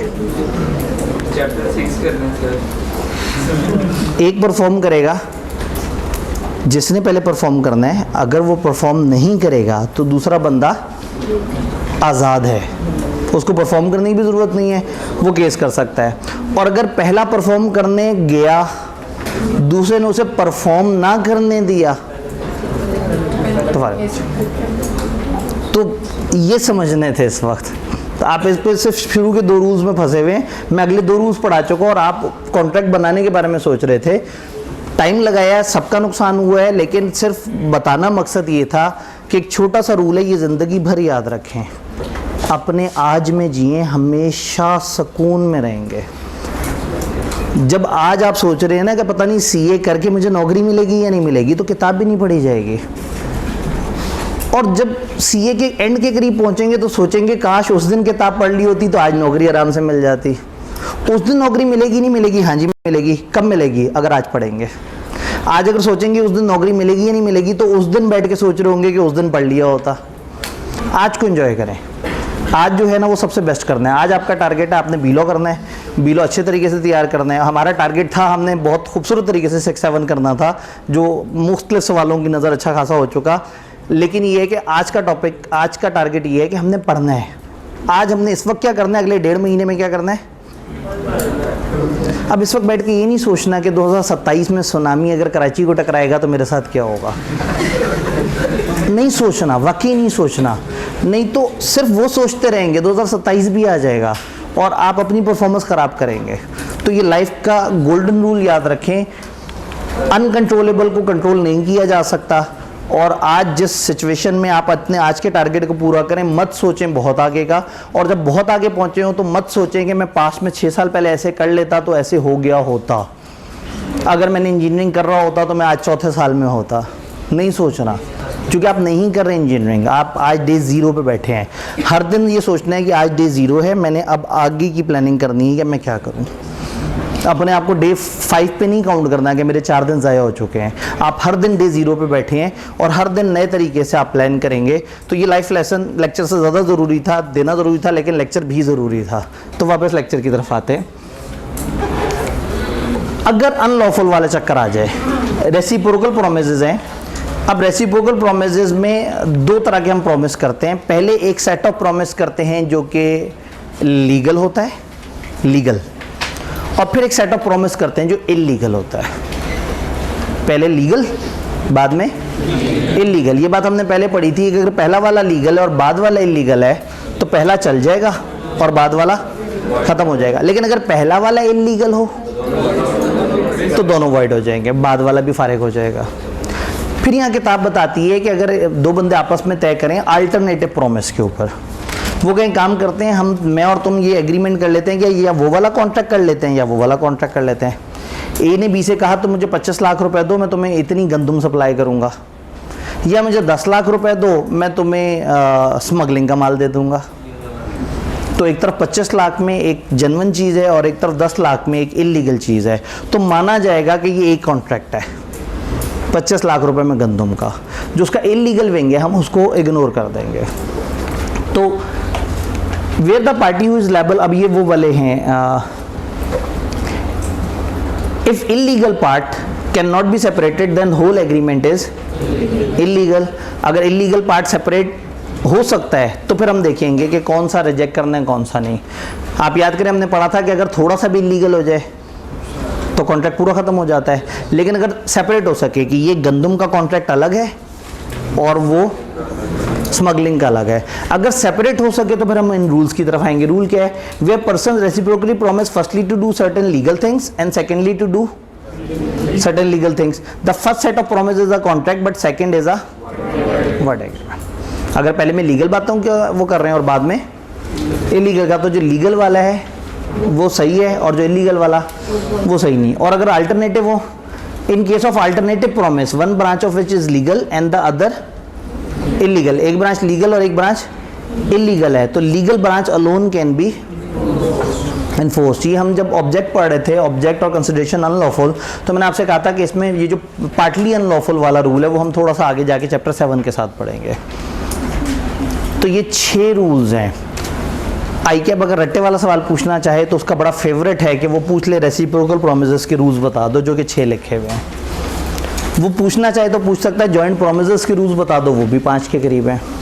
तो इस चैप्टर में जहाँ जहाँ आपको लिस्टें नज़र आएंगी वो रूल्स हैं जो हमें याद करने हैं। मामले को आगे बढ़ाते हैं। अब आप लोगों ने सवाल पूछने की गुंजाइश नहीं छोड़ी तो हमें आगे से आगे बढ़ना होगा। इस चैप्टर का आखिरी topic, time essence of contract या टाइम इज एसेंशियल। एक बंदे ने कॉन्ट्रैक्ट परफॉर्म करना था, एक ख़ास टाइम पे परफॉर्म करना था। हुआ ये कि उसने उस टाइम पे कॉन्ट्रैक्ट परफॉर्म नहीं किया। अब अगर एक बंदे ने ख़ास टाइम पे कॉन्ट्रैक्ट परफॉर्म नहीं किया तो उसने ब्रीच कर दी है, उसको सज़ा होनी चाहिए। अब सवाल ये कि सज़ा कितनी होनी चाहिए और मज़लूम को हक़ कितने हासिल है। अगर तो एक ऐसा कॉन्ट्रैक्ट तोड़ा है जहाँ टाइम बड़ा ज़रूरी था तो फिर तो नुकसान बड़ा हुआ है, और एक ऐसा कॉन्ट्रैक्ट जिसमें टाइम सेंसिटिव नहीं था वहाँ छोटा नुकसान हुआ है। फॉर एग्जांपल ए ने बी से कहा था मैं तुम्हें आम सप्लाई करूँगा, उस दिन आम सप्लाई नहीं कर सका, उसने कहा यार अगले दिन कर दो, उसने कहा कर दो, कोई बात नहीं, टाइम सेंसिटिव नहीं है। लेकिन वही वाली बात कि उसने आम सप्लाई करने थे और उसने 1 घंटे बाद एक्सपोर्ट के लिए भेजना था और एक्सपोर्ट का ऑर्डर चला जाना था। अब अगर आम अगले दिन मिलेंगे तो मामला ख़राब हो जाएगा। तो कॉन्ट्रैक्ट करते वक्त पार्टीज़ या तो तय कर लेती हैं कि क्या यहाँ टाइम एसेंशियल है या नहीं। इसे हम कहते हैं time is essence of the contract. Time contract की एक मेन इंग्रेडिएंट है।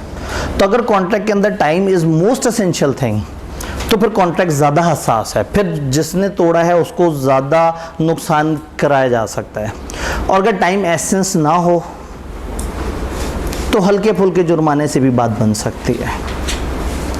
टाइम एसेंशियल कब होगा? जब पहले से तय किया हो या कॉन्ट्रैक्ट की नेचर ऐसी हो जिसमें नज़र आ रहा हो कि यहाँ टाइम एक एसेंशियल एलिमेंट है।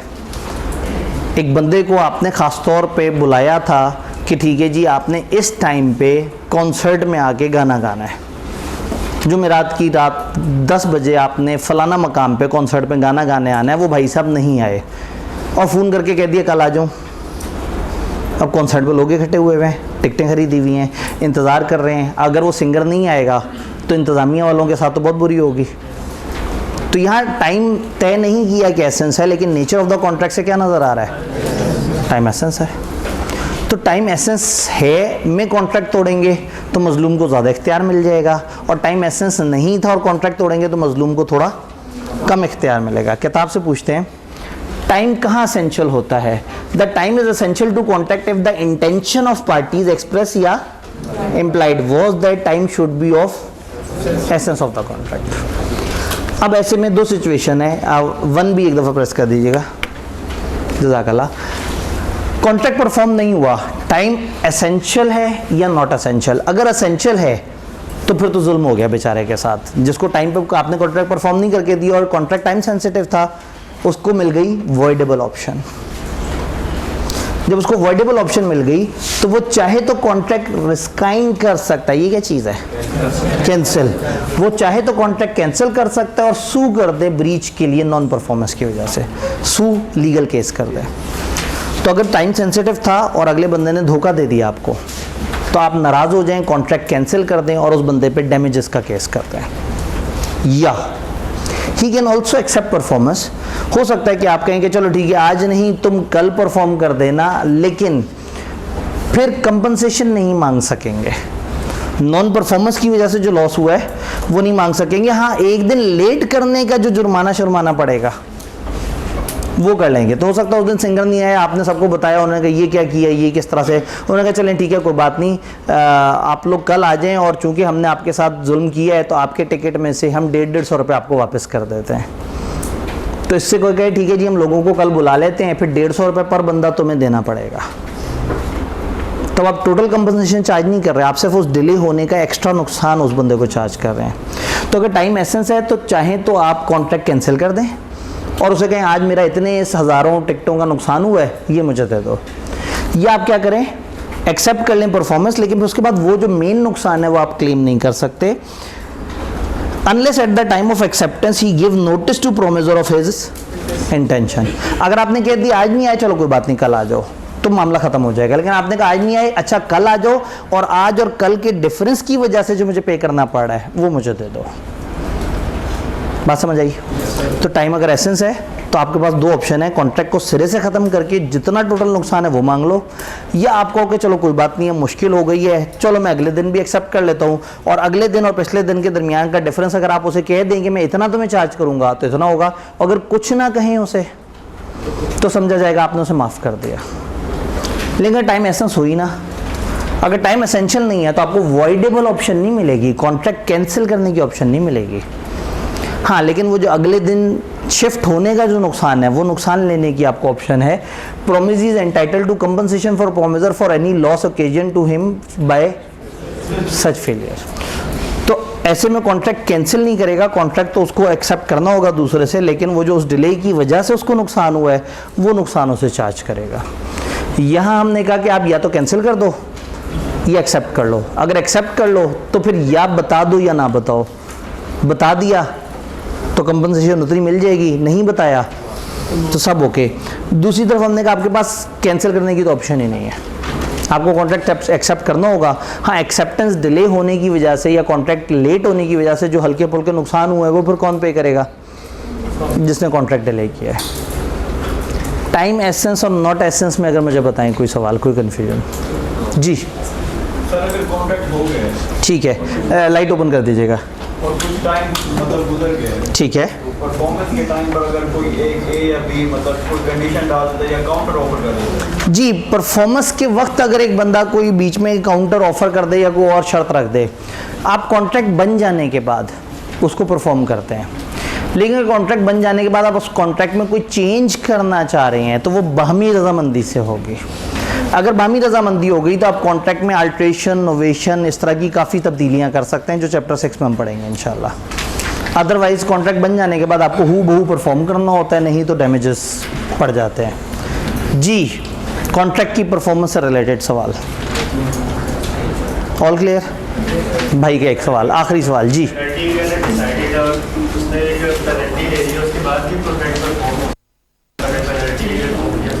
जी, अब अगर पेनल्टी डिफाइन हुई हुई है कि तुम कॉन्ट्रैक्ट वो करोगे, ख़राब करोगे तो तुम्हें पेनल्टी देनी पड़ेगी। आपको याद होगा हमने कहा था कि जो बंदा राइट पे है वो राइटफुली कॉन्ट्रैक्ट कैंसिल कर सकता है। तो वो कॉन्ट्रैक्ट कैंसिल करके कहेगा जुर्माना दो, अब तुम्हें मैंने नहीं देखना, तुम्हारी शक्ल नहीं देखनी, मैं फ़लाना बंदे के साथ कॉन्ट्रैक्ट करूँगा दोबारा। अब ये मज़लूम का इख्तियार है। मज़लूम के पास ये ऑप्शन है कि अगर उसके साथ जुल्म हुआ है और टाइम सेंसिटिविटी है तो उसकी मर्ज़ी है, उसकी एक्सेप्ट करे डिलेड परफॉर्मेंस, या उसको कहे तुमने गलत काम किया है, तुम जुर्माना दो, मैं किसी और के पास जा रहा हूँ। वो दे सकता नहीं, उसके पास ऑप्शन नहीं है। ऑप्शन किसके पास है? मज़लूम के पास। अगर मज़लूम दिल बड़ा करके कह दे कोई बात नहीं, आ जाओ परफॉर्म कर लो, खैर है, तो हो जाएगा। लेकिन अगर मज़लूम कहे नहीं भाई मैं तो अपना हक इस्तेमाल करना चाहता हूँ, कॉन्ट्रैक्ट ख़त्म, मुझे जुर्माना दो और आइंदा मैं तुम्हारी शक्ल नहीं देखूँगा, तो उसकी मर्ज़ी।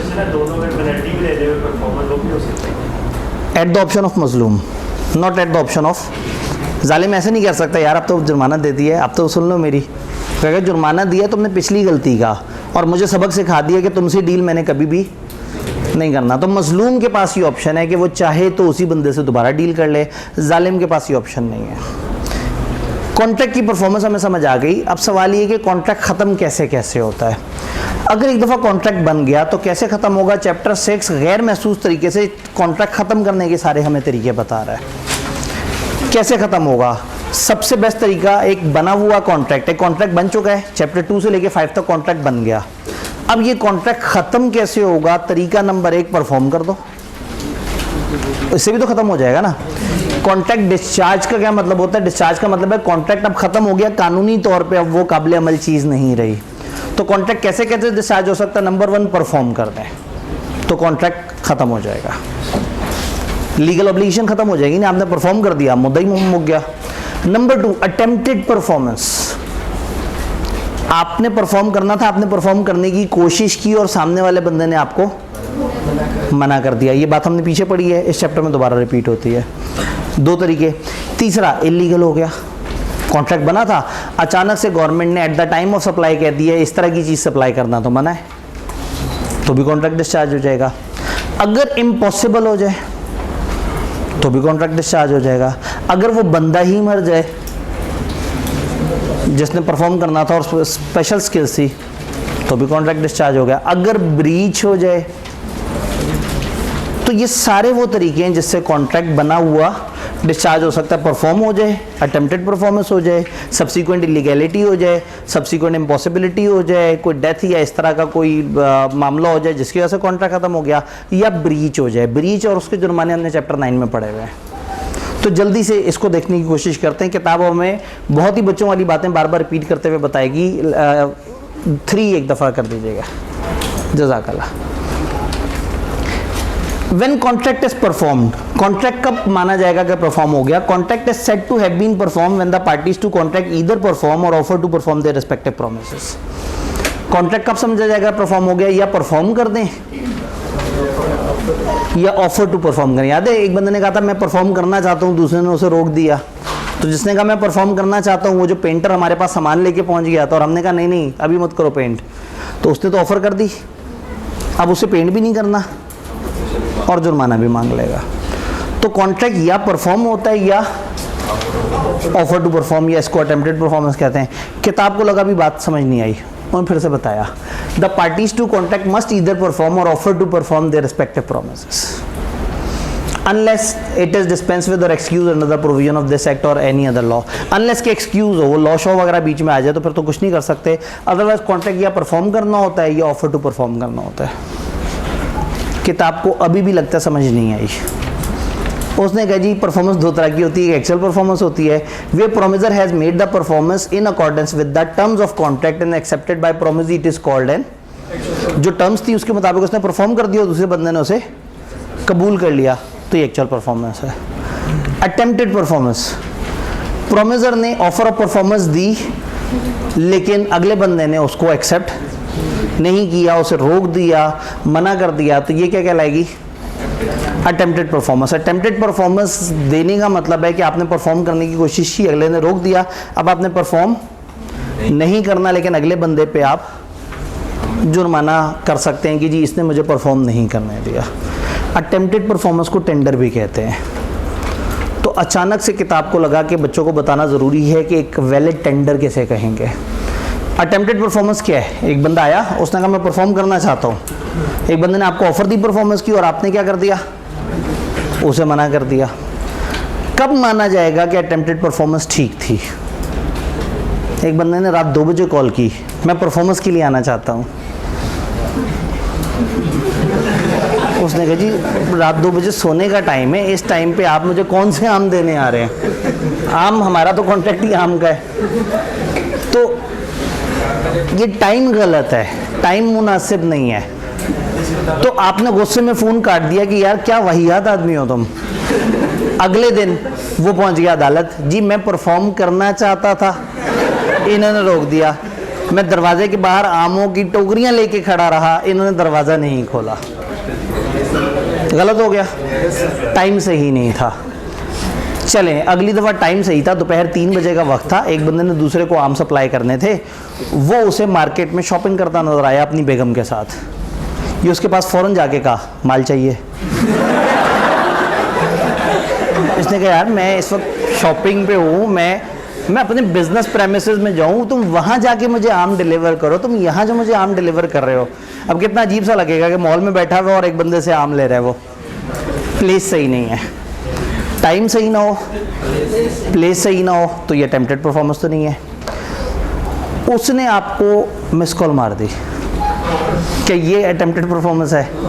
ऐसा भी नहीं है। अच्छा उसने कहा भाईजान मैं आम लेके आपके पास आ जाऊंगा शाम में। उसने कहा अच्छा पहले मुझे एक दफ़ा कंफर्म करके बताओ तुम्हारे पास आम पड़े भी हैं नहीं, ज़रा वीडियो तो शेयर करो। उसने कहा जी वो तो मैं आपको नहीं बताऊंगा। तो ये अटेम्प्टेड परफॉर्मेंस नहीं है। अगला बंदा अगर जानना चाहे कि आप रेडी हो, विलिंग हो, तो वो देख सकता है। आप उसके पास सामान लेके पहुंचे, उसने कहा अच्छा मैं सामान तुमसे लेता हूँ, पहले मैं चेक कर लूँ इसकी क्वालिटी। आप नाराज़ होकर वापस चले गए और अदालत में जाके कहा मैं परफॉर्म करना चाहता था, इसने रोक दिया मुझे। तो प्रॉपर टाइम पे होना चाहिए, प्रॉपर प्लेस पे होना चाहिए, प्रॉपर मैनर से होना चाहिए। प्रोमिसी के पास ये ऑप्शन होना चाहिए कि अगर वो सामान देखना चाहे तो देख सके। प्रोमिसी के पास ये ऑप्शन होना चाहिए कि अगर वो चेक कर सके कि आप विलिंग हैं या नहीं है, आप रेडी हैं या नहीं है, वो ये सारी चीज़ें देखने का हक रखता है। तो अटेम्प्टेड परफॉर्मेंस के बारे में किताब से पूछते हैं 3, वो तो हुआ है 1 अनकंडीशनल होना चाहिए।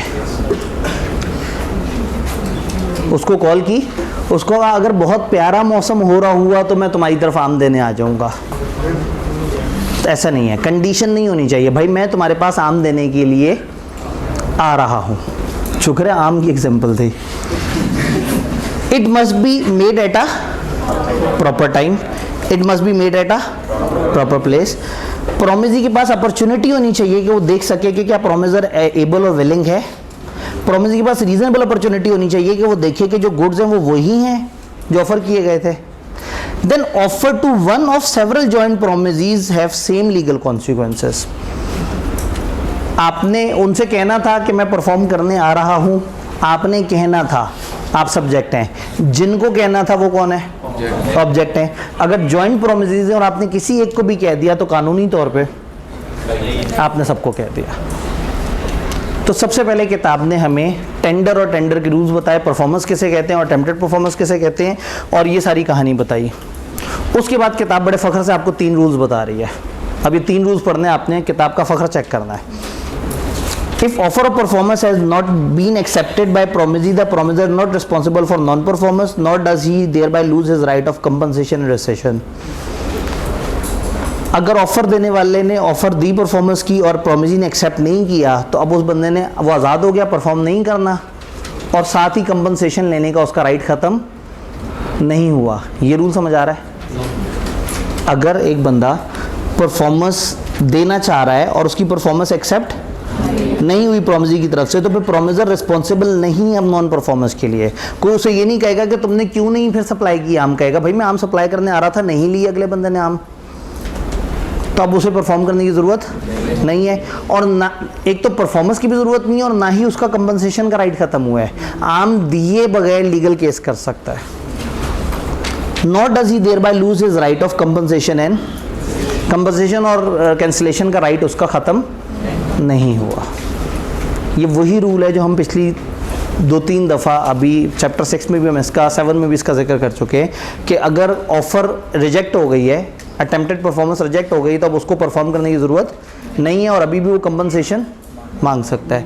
दूसरा रूल क्या है? Promises bind the representative of promisor in case of death of such promisors. Promisors के डेथ के केस में वो उनके लीगल रिप्रेजेंटेटिव बाउंड हो जाते हैं अनलेस कॉन्ट्रेरी इंटेंशन अपीयर, जैसे कि कॉन्ट्रैक्ट ऑफ पर्सनल नेचर। क्या ये रूल हमने पीछे नहीं पढ़ा? ये भी पढ़ा है। ये देख लेते हैं। When party to contract has refuse to perform, disabled himself from performing his promise in entirety. जिसने परफॉर्म करना था उसने रिफ्यूज कर दिया या वो इस काबिल नहीं रहा कि परफॉर्म करे, द प्रोमिसी में put an end to the. Promisee कह सकता है भाई तुमने परफॉर्म करना था, नहीं किया, मेरी तरफ से कॉन्ट्रैक्ट खत्म, अनलेस उसने कह दिया था अच्छा चलो कोई बात नहीं इसको कंटिन्यू करते हैं। अभी थोड़े पहले यही तो पढ़ रहे थे कि एक बंदे ने परफॉर्म करना था, उसने नहीं किया। अब आपकी मर्जी है, चाहे तो रिजेक्ट करके पैसे मांग लें और चाहे तो कंटिन्यू कर लें। तो यकीन माने ये तीनों रूल अलग से याद रखने की ज़रूरत ही नहीं है। ये तीनों रूल कहीं ना कहीं चैप्टर 6-7 में किसी ना किसी तरीके से कवर हो जाता है। तो सबसे पहले ये हमारी रूल्स ऑफ परफॉर्मेंस की डिस्कशन हुई इस चैप्टर के अंदर। वक्त कम और मुकाबला सख्त। वक्त कम क्या, वक्त ज़ीरो और मुकाबला जो है वो सख्त। अब थोड़ा सा आगे, कितना आगे, एप्रोप्रिएशन ऑफ पेमेंट का रूल पढ़ लेते हैं, फिर हमारा डिस्चार्ज वाला वो रह जाएगा। मसला ये कि इसके फ़ौरन बाद वाले जो बंदे हैं वो काफ़ी गमो गुस्से का इजहार करते हुए अंदर आ रहे होते हैं। तो चलें हम फिर एक काम कर लेते हैं, छोटा सा रूल पढ़ लेते हैं, एप्रोप्रिएशन ऑफ पेमेंट। मैं अक्सर ही कहता हूँ कि इस टॉपिक को आपने एप्रोप्रिएशन ऑफ पेमेंट नहीं, एलोकेशन ऑफ पेमेंट कहना है। इससे ईजी हो जाता है समझना। पेमेंट की एप्रोप्रिएशन, अब आप कहेंगे एप्रोप्रिएशन ज़रा अजीब सा नया वर्ड है, बड़ी मुश्किल से टेक्स्ट में हमें समझ आया है। अब आप बिलों के अंदर भी ये ले आए, तो आसान अल्फाज में आप इसको एलोकेशन मान लें। Allocation of payment, appropriation of payment means allocation of payment. उन्होंने गल मुका दी। टू अ पर्टिकुलर डेट और डेट वेयर अ डेटर ओज सेवरल डिस्टिंक्ट डेट टू। जब एक बंदे ने दूसरे के बहुत सारे पैसे देने हैं, तो जब वो पैसे देगा तो पैसे कौन कौन से डेट को एलोकेट होंगे, इस कॉन्सेप्ट को कहते हैं एप्रोप्रिएशन ऑफ पेमेंट। एक दफ़ा लाइट ओपन कर दें ताकि बस ये एक डिस्कशन हो जाए जनरल। अगर एक ने दूसरे के बहुत सारे पैसे देने हैं, तो जब वो पैसे देगा तो वो पैसे किस किस को एलोकेट होंगे, ये कहलाएगा एप्रोप्रिएशन ऑफ पेमेंट। एक बच्चा आया, उसने हमारे पास एडमिशन ले लिया सीलो में। फिर 2-3 दिन बाद आया, उसने एक और फॉर्म भरा और सीएमए में भी एडमिशन ले लिया। फिर उसके बाद आया और एक और फॉर्म भरा और उसने FR2 में भी एडमिशन ले लिया। उसने 3 सब्जेक्ट में एडमिशन ले लिया। प्री एनरोलमेंट के टाइम पे आया था, 19 हज़ार में उसके पास तीनों सब्जेक्ट का एडमिशन उसने ले लिया 2-2 दिन के फासले से। उसके चंद दिन बाद उसने पेमेंट की 15,000 रुपये की। अब ये नहीं समझ आ रहा कि ये 15,000 उन 19 हज़ार की 3 में से किसको एलोकेट होगा। यहाँ पे ये टॉपिक आता है। रूल नंबर 1, पैसे देने वाला बताए कि वो किस चीज़ को एलोकेट करना चाह रहा है। अगर वो बता दे भाई ये सीलो के अंदर डाल दें, तो हम सीलो वाली पेमेंट में डाल देंगे। वो क्या इसको 3 में डिवाइड करके तीनों सब्जेक्ट में डाल दें, तो हम तीनों में डाइट। तो पहला रूल ये है कि अगर पेमेंट करने वाला बता दे कि ये पेमेंट कौन से वाले डेट की है, उसको एलोकेट हो जाएगी। याद रहेगा। नंबर 2, वो ना बताए। जब वो ना बताए तो कॉलेज के पास इख्तियार है कि कॉलेज जैसे मर्जी उसको एलोकेट करे। कॉलेज भी बड़ा सियाना है, सबको पता है कि FR2 डिपेंडेंट है FR1 के ऊपर, तो FR2 से बच्चा कभी भी भाग सकता है। तो बच्चे ने 15,000 जमा कराए तो कॉलेज ने कहा ये सारा FR2 की मद में आ गया, वरना बच्चा बड़ा सियाना है, वो कहेगा मैंने 5-5 हज़ार दिया हुआ तीनों सब्जेक्ट का, मैं FR2 छोड़ना चाह रहा हूँ। तो कॉलेज जितना भी लड़ झगड़ लेगा, बच्चा कहेगा जी मैंने 5,000 जमा कराया हुआ है। तो जब कॉलेज को पता है कि कहाँ ज़्यादा फड्डा पड़ना है, अब कॉलेज को बच्चे ने नहीं बताया कि पैसे किधर एलोकेट होंगे, तो कॉलेज वहाँ एलोकेट करेगा जहाँ कॉलेज को फ़ायदा होगा। और मज़े की बात है, अगर यही बच्चा पिछली दफ़ा 4,000 लेके भाग गया था, एंड तक नहीं दिए थे, तो कॉलेज वाले पहले 15,000 में से पिछले 4,000 रिकवर करेंगे, फिर बकाया 11,000 को अपनी पसंद के सब्जेक्ट में खुद से एलोकेट कर देंगे। तो रूल नंबर 2, अगर पेमेंट देने वाला ना बताए तो पेमेंट लेने वाला अपनी मर्जी से एलोकेट कर सकता है। इवन टाइम बार डेट को भी कर सकता है, जो बड़ा पुराना डेट हो, जो बड़ा पहले था और अब ख़त्म हो गया है, आप उसको भी बीच में ला सकते हैं। रूल 3, ना उसने बताया ना आपने एलोकेशन की, मामला अदालत में पहुंच गया। एक बच्चे ने पैसे जमा कराए थे और शाम में वो अदालत पहुंच गया और अदालत ने इदारे को भी बुला लिया। उन्होंने कहा हाँ भाई ये जो बच्चे ने पेमेंट की आपने कौन से सब्जेक्ट में डाली। बच्चे से पूछा तुमने कोई सब्जेक्ट बताया था, उसने कहा नहीं। कॉलेज से पूछा तुमने कहीं एलोकेशन की, कॉलेज ने कहा हमने भी एलोकेशन नहीं की। तो फिर रूल होगा टाइम बेस्ड एलोकेशन, 5-4 जो पहले आया है उसकी पहले पेमेंट। तो अब अगर बच्चे के सबसे पहले 4,000 रहते थे तो 4,000 उसमें एलोकेट होंगे, फिर उसने सीलो उठाया था तो बकाया 11,000 सीलो में एलोकेट हो जाएगा। और अगर एक ही दिन पे 2 हैं डेट्स तो उसमें प्रोपोर्शनेट कर लेंगे, परसेंटेज निकाल लेंगे। अगर एक दिन में 2 डेटा हो, दोनों 20-20 हज़ार के हैं और रिमेनिंग 11,000 है तो 5,500 उसे, 5,500 उसे। और अगर कम ज़्यादा अमाउंट, तो जैसे रेशियो प्रोपोर्शन नहीं निकालते कि इसके 15,000 एक सब्जेक्ट के, 20,000 दूसरे सब्जेक्ट के, टोटल कितने हुए 35,000। तो जो पेमेंट आई है वो 15/35 एक में और 20/35 दूसरा में एलोकेट हो जाएगी। अगर एक बंदे ने पैसे दिए हैं और उसने आपका प्रिंसिपल भी देना है और मार्कअप भी देना है, लोन भी लिया हुआ है और उसके ऊपर इंटरेस्ट भी है, तो पहले मार्कअप सेटल होगा, जो बाद में पैसे बचेंगे उसमें से प्रिंसिपल माइनस होगा। ये साहूकारी निज़ाम का पुराना रूल है कि पहले इंटरेस्ट को माइनस करें, वरना प्रिंसिपल माइनस होगा तो अगली दफ़ा इंटरेस्ट कम एक्रू होगा। तो पहले वो इंटरेस्ट के अगेंस्ट पेमेंट काउंट करते हैं, फिर जो बच जाता है वो प्रिंसिपल के अगेंस्ट। तो एक छोटा सा कॉन्सेप्ट है, जल्दी से जिक्र करते हैं इसका।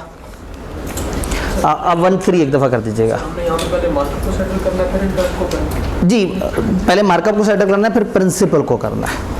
इंटरेस्ट और मार्कअप तो एक ही चीज़ है, बस उसका शरई नाम बना दिया। Debt to be discharge is indicated, अगर डेट जो है वो इंडिकेट किया है तो फिर क्या होगा, payment if accepted must be applied accordingly. और debt to be discharge is not indicated, अगर नहीं इंडिकेट किया, creditor has option to apply the payment of any lawful debt due from the debtor even if it is a time bar debt के साथ भी adjust कर सकता है। लेकिन अगर डिस्प्यूटेड डेट है, ऑलरेडी अदालत में मुकदमा चल रहा है, उसको एडजस्ट नहीं कर सकते, लेकिन उसकी तरफ से कोई पुराना डेट है आप उसको भी एडजस्ट कर सकते हैं। Neither party makes an appropriation, किसी ने नहीं बताया, तो payment shall be applied in discharge of debts in order of time whether और not they are time bar. Time bar है या नहीं है, जो पहले होगा वो पहले पे होगा और जो बाद वाला है वो बाद में भी होगा। अगर डेट्स इक्वल स्टैंडिंग के हैं, सेम डेट पे आ रहे हैं 2 debts, payment be applied in discharge of each proportionately, percentage wise दोनों में एलोकेट हो जाएगी। अगर प्रिंसिपल और मार्कअप दोनों ड्यू हैं तो मार्कअप सेटल पहले होगा और फिर प्रिंसिपल सेटल होगा। तो जो चीज़ हम नहीं पढ़ पाए आज वक्त की कमी की वजह से, आपने सर उसामा को जाते साथ ये बता देना है कि चैप्टर 6 में हम लोग ये जो डिस्चार्ज बाय एग्रीमेंट या इम्पॉसिबिलिटी है, या उन्हें बता दीजिएगा कि आखिरी 2 सफ़े जो चैप्टर के हैं वो हम नहीं पढ़ पाए हैं, बाकी 7 और 6 पढ़ लिया। आज वो सेशन भी इंपॉर्टेंट है, आपके पास वीकेंड है, कोशिश करें कि वीकेंड पे अपने सारा अच्छी तरह से रिवाइज करें। तो अब हमारे 2 टॉपिक पीछे के रहते हैं, कंसिडरेशन की एक्सेप्शन थोड़ी सी सर ने बता दी थी, ये वाला टॉपिक हम आगे इंशाल्लाह जब मौका मिलता तब करते हैं।